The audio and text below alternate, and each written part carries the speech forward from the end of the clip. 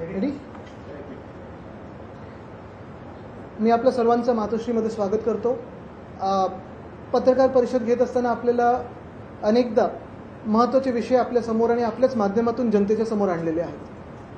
आज देखील खूप विषयांवर चर्चा सुरू असते. आपण पाहतो साधारणपणे वेगवेगळे विषय देशात चर्चेत आहेत.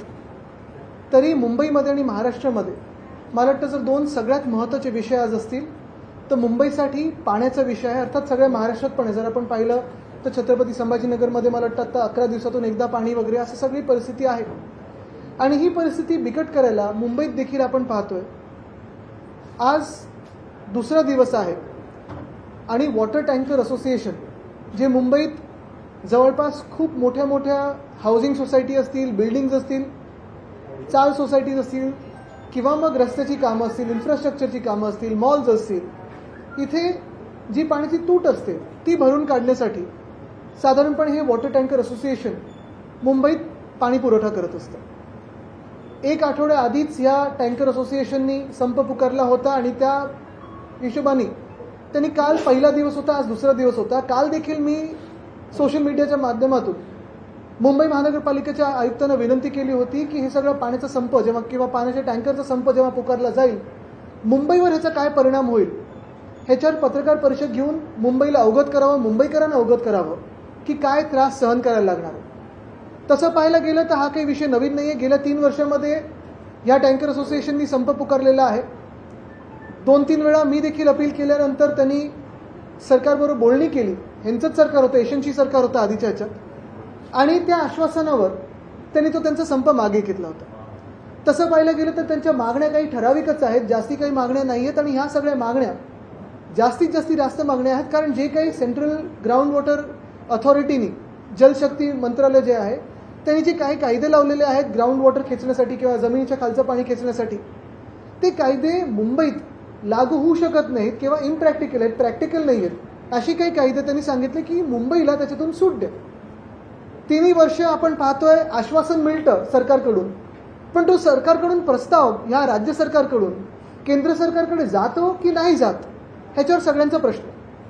पण ह्या तांत्रिक बाबीत किंवा ह्या प्रशासकीय गोष्टींमध्ये मी आपल्याला न नेता एवढंच सांगतो की आज जो काही 2 दिवसाचा संप हा यांनी पुकारलेला आहे, किती दिवस चालेल मला माहिती नाही. मी काल पण विनंती केली होती, आज पण मी सरकारकडे एक अपील करत आहे, मुख्यमंत्र्यांकडे एक अपील करत आहे की तातडीने ह्या सगळ्या असोसिएशनला आपण स्वतः भेट द्यावी आणि भेटून त्यांच्या ज्या काही मागण्या असतील त्या केंद्र सरकारसमोर ठेवून तोडगा काढावा. कारण हे किती दिवस संप आम्ही सहन करायचा मुंबईकरांनी, आणि हे पाण्याची तूट जी आहे, तुटवडा जो आहे तो किती दिवस सहन करायचा हा एक मोठा प्रश्न आहे. तसंच जर पाहायला गेलं तर गेल्या 6-7 महिन्यांमध्ये मुंबईत पाण्याचा तर प्रॉब्लेम आहेच. खूप ठिकाणी जी रस्त्याची कामं सर्रास सुरू आहेत त्याच्यात अनेक लाईन डॅमेज झालेले आहेत, गढूळ पाणी घरी येत आहे, काही ठिकाणी दूषित पाणी, गढूळ पाणी ह्याच सोबत पाण्याचा दाब कमी पडत आहे. आणि आज आपण पाहतोय अनेक मुंबईकर मला देखील मेसेज करतात, कदाचित आपल्या बिल्डिंगमध्ये पण तीच परिस्थिती असेल की आता पाणीच नाही राहिलं कारण टँकर असोसिएशननी पाणी देणं बंद केलेलं. ह्याच सोबत दुसरा जो महत्त्वाचा विषय आपल्या राज्यासाठी आहे तो म्हणजे स्टेट ट्रान्सपोर्ट बसेसचा, एसटीचा. काल परवाकडे आपण पाहिलं असेल जी थट्टा आता सुरू झाली सगळीकडे.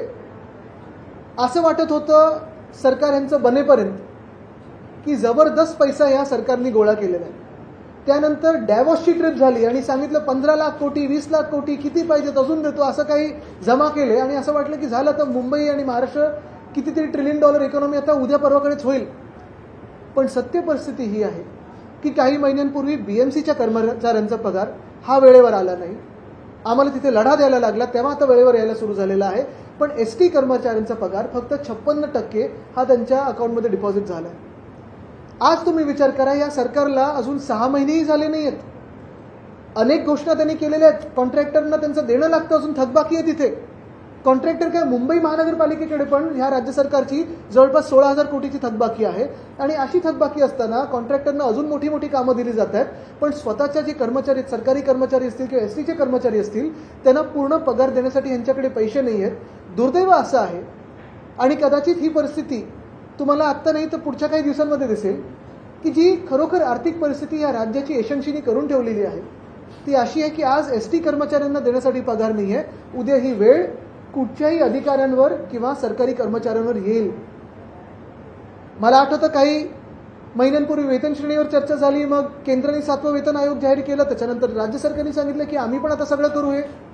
पण हे सगळं होत असताना जी काही वचनं, मग कर्जमाफीची असतील ते तर पाळलं नाही, लाडकी बहीण असेल ते पाळलं नाहीये, वेगळ्या वेगळ्या योजनांचं असेल ते पाळलं नाहीये. पण आता योजना सोडा, नवीन काही करण्याचा सोडा, जे वर्षानुवर्ष पगार मिळत आलेला आहे त्याच्यात पण अर्धा पगार मिळालेला आहे, अर्धा पगार मिळालेला नाहीये. आज सवाल हाच उठतो की जेव्हा महाविकास आघाडीचं सरकार होतं आणि जे लोक एसटी कर्मचाऱ्यांना उचकून रस्त्यावर आणत होते, आंदोलनासाठी आणत होते, ते आज लोक शांत काय आहेत, गप्प काय आहेत तरी कुठे, ते तर सरकारमध्ये बसलेले आहेत. ते का नाही आज एसटीच्या कर्मचाऱ्यांसाठी उतरत आहेत, हा एक मोठा प्रश्न झाला. आणि उद्या जर अशाच परिस्थितीमुळे एसटीने देखील संप पुकारला तर जे लोक सुट्ट्यांमध्ये गावी जाणारे असतील